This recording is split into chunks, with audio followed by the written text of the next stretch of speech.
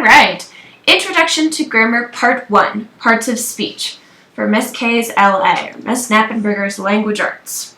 Before we actually start talking about grammar, we have to break it down into its most basic parts. You've got your letters, then you've got your words, then you've got your phrases, your clauses, your sentences, your paragraphs, your essays, your books. It goes on and on and on forever, but we have to start with that first part. So what is grammar? Grammar is what allows humans to communicate effectively. Essentially, grammar is we take words, we put them together in a way that makes sense. So grammar allows humans to communicate effectively, rather than just sort of shouting random stuff at each other that we don't really understand. Grammar is also how humans give meaning to words. So, for example, with the word swimming, swimming can have lots of different meanings. We could say, oh, I went to the swimming pool, in which case it's an adjective describing what kind of pool. We could say, swimming is my favorite activity, in which case it's a noun to describe the pastime that you enjoy, the act of swimming. We could even use it as an adverb. Ah, yes, that party went swimmingly, to mean that it went very easily and wonderfully. So grammar is what allows us to move those around and give it different meanings. So grammar is what creates meaning in language. Because again, otherwise we just have a bunch of words and they don't make any sense. So grammar is actually kind of important. Why should you care specifically?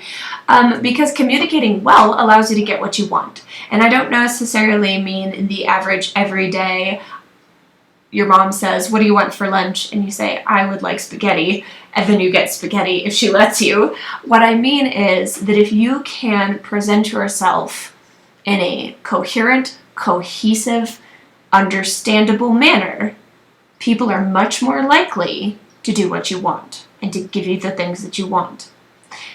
Like, you want to get into college? Present yourself grammatically in a way that allows you to communicate effectively. You want to be friends with somebody? Present yourself grammatically in a way that makes them want to be friends with you. So parts of speech. These are our most basic building blocks of grammar. They are categories of words according to what they represent and what jobs they do. Because otherwise, there's so many words in the English language. You've seen dictionaries, they're gigantic. If we don't put words into categories, it just makes everything harder. So they are categories according to what they represent. People, places, things, ideas, actions, descriptions, and also the jobs that they do. What is a verb? A verb is an action. What is an action? It's something that somebody does, kind of a thing.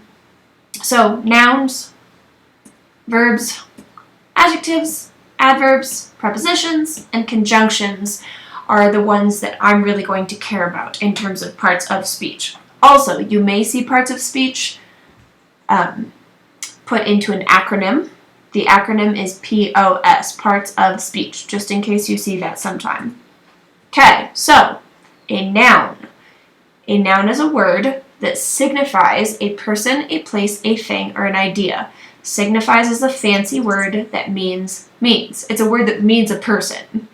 Like your name. Your name means you. Your name means nothing on its own. It's just a word. The only reason it has any meaning is because it is applied to you and it represents you. So, a noun is a person, a place, a thing, or an idea. Person could be a proper noun name, Miss K. A pronoun, you, he, she, they, it. A job title like president. Again, somebody's name, Olivia. Somebody's job title, mom. If you think being a mom is not a job, poof, you should see how much work they do. Sister, again, also a job. They, another pronoun, firefighter. For example, places, park, dining room, Venezuela, room 183, the Grand Canyon, a theater, a state, city hall. Notice that places can also be proper places. Venezuela is the name of a country, and it is a place. You can go to Venezuela. You can go to the Grand Canyon. You can go to City Hall. But they are specific places, and they get capitalized. They are proper nouns. Things. Fork. Cat. Honda CRV. AirPods. Pine tree, labradoodle, bowl, socks. Again with things, I want to be very, very clear that unfortunately we place animals in the thing category because technically, I guess they're not humans and therefore we don't care. Obviously we care about animals, but for the purposes of grammar we're putting them in the thing category. You'll notice too that things can also be proper. A Honda CRV is a specific type of car. It's still a thing, but it's a specific thing. AirPods are a branded thing. Labradoodles are a specific type of dog. And lastly, nouns can represent ideas. These are often like feelings, love, happiness, anxiety, friendship. I always say, you can smack your friends. You can't smack friendship. It's just an idea. Your friend, however, is a person, and you can smack them. I do not recommend that. Usually it causes you to lose your friend, unless you've asked politely ahead of time and you do not smack them very hard. An idea, though, could also be a time period, like the nuclear age. The nuclear age is a noun phrase that refers to the time period when humans invented nuclear bombs and were particularly worried about nuclear bombs. So the nuclear age is like the 1940s, 1950s, 1960s. And it's an idea because we made up the idea that we were concerned about nuclear bombs. Or jazz. Yeah, music hits your ears and it's a sound wave and whatever, but jazz is just an idea. Or even like an art form. Baroque is a style. Baroque is a style of architecture, a style of music, a style of painting, a style of dress. And so it's just an idea because it's a style. Please note, capitalized nouns are proper nouns. They are specific. Lowercase nouns are common nouns. They're found all over the place. So, proper noun, labradoodle. Common noun, dog. How many labradoodles are there? Not as many as there are dogs. How many dogs are there? Oof, lots of dogs. Okay. A verb is a word that signifies an action, an occurrence, or a state of being. So again, the word by itself doesn't mean anything. It only means something because it's telling us about something. So an action, to eat. The act of putting food in your mouth, chewing it, and swallowing it. To jump, the act of levitating your body briefly above the Earth's surface. Hopefully not too far. To play, the act of pretending to be an adult. And when you're an adult, the act of pretending to be a child. To think. Thinking is so weird because you would think maybe that it's not like an action, but actually your brain has like electrical signals that go places, and then there's like hormones and chemicals. So actually, thinking is an action, which is weird. It's especially weird when your brain thinks about itself. Chewing, that whole sort of put piece of food, hopefully food, in mouth, teeth mash up and down, tongue goes places, eventually swallow. To chew. To persuade. Again, this one is very nebulous and shifty because what does it mean to persuade? How is that an action? It still is though because you're using maybe your words to convince somebody to do something you want. To hum. To vibrate your vocal cords but not give it the full force of air. Occurrences are to just say that something happened or something took place. So literally the verbs to happen. Oh yeah, the Civil War happened. It occurred. It took place. There's not a really good word we can use to describe those kinds of things, so we have to use occurrence verbs. And then finally, state of being. This is how you are, how people are. Sort of your states. I am happy. I am goofy. I am busy. So it's mostly the verb to be. I am, you are, he, she, it is. I were, you were, they were. I have been doing this. You are being annoying right now. Do you have to be so cute? For example. Note, whenever you see the word to plus a verb, to eat, to jump, to play, to think, to chew, to persuade, to hum, to happen, to take place, to occur, to be, it is called an infinitive. It's the base form of the verb before it is given tense. So the verb to eat, I eat, I ate, I will eat, I am eating. But that base version, to plus a verb, to eat, that is called an infinitive. Adjectives. Adjectives modifies a noun. An adjective modifies a noun. To modify means to change or describe. It tells us about what kind of thing it is. What kind of cat is it? It is a calico cat. It is a tabby cat. It is a tortoiseshell cat. It is a black cat. It is an orange cat. It is a white cat. What kind of cat? What kind of tea? Some chamomile tea, some mint tea, some Earl Grey tea. I don't actually drink that much tea, so I've run out of tea types. Some throat coat tea. What kind of tea is it? What color of shirt is it? I picked the word puce because puce is actually a variety of purple, but it sounds like the word puke, so you think it's like some kind of gross brown.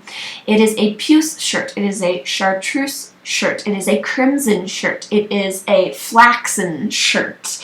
It is a cerulean shirt. It's a blue shirt. It's a purple shirt. What color of shirt? What kind of human? A kind human. Ha ha. I couldn't help myself. An adverb modifies verbs, adjectives, or other adverbs. I love adverbs because all the different things that adverbs modify can be found in the word adverb itself. So, you have an adverb. What do they modify? Adverbs modify verbs, adjectives, or other adverbs.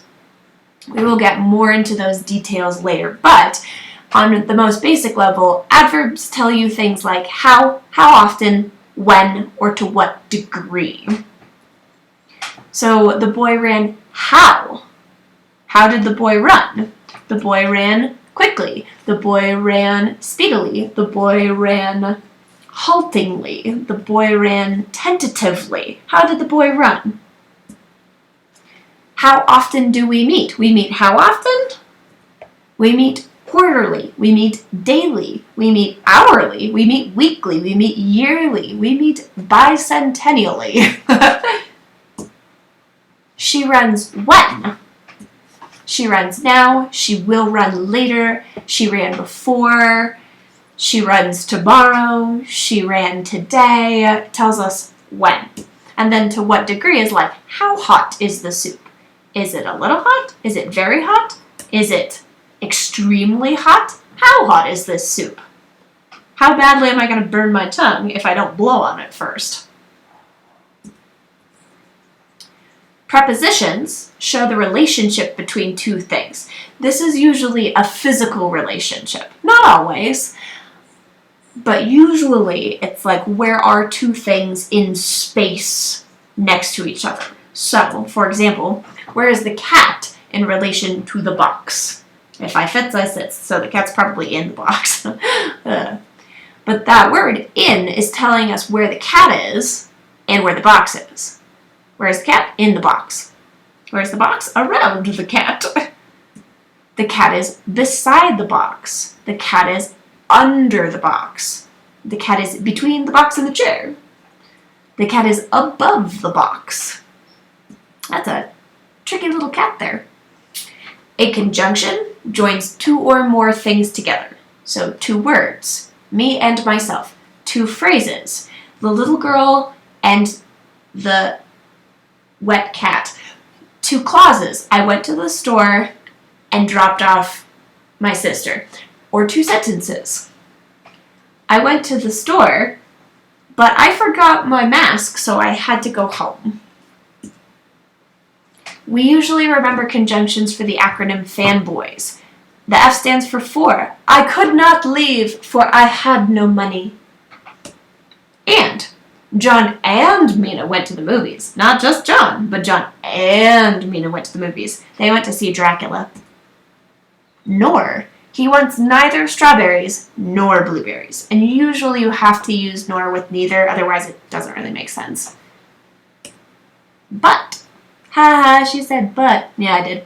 You like broccoli but not cauliflower? You like one thing but not this other? Because honestly, cauliflower is just the colorless version of broccoli, basically. So if you like broccoli but not cauliflower, that's odd. Or, tell us where the talking llama is, or we'll burn your house to the ground. It's a pretty crucial conjunction. Yet, she likes trampolines, yet she can't tell us why. I don't want to tell you why. And so, Dad went to the party so he could show off his brownies. Dad's brownies are famous throughout the land for being the fudgiest, the chocolatiest, the most satisfying. But again, all of those conjunctions together make the word fanboys, and that's how we remember them. Probably you have heard most of this before and it's just review, but I want you to have this to refer back to in case you're unsure of something. Tell us where the talking llama is, or we'll burn your house to the ground. These are important things for you to know. Signing off, it's Miss Knappenberger.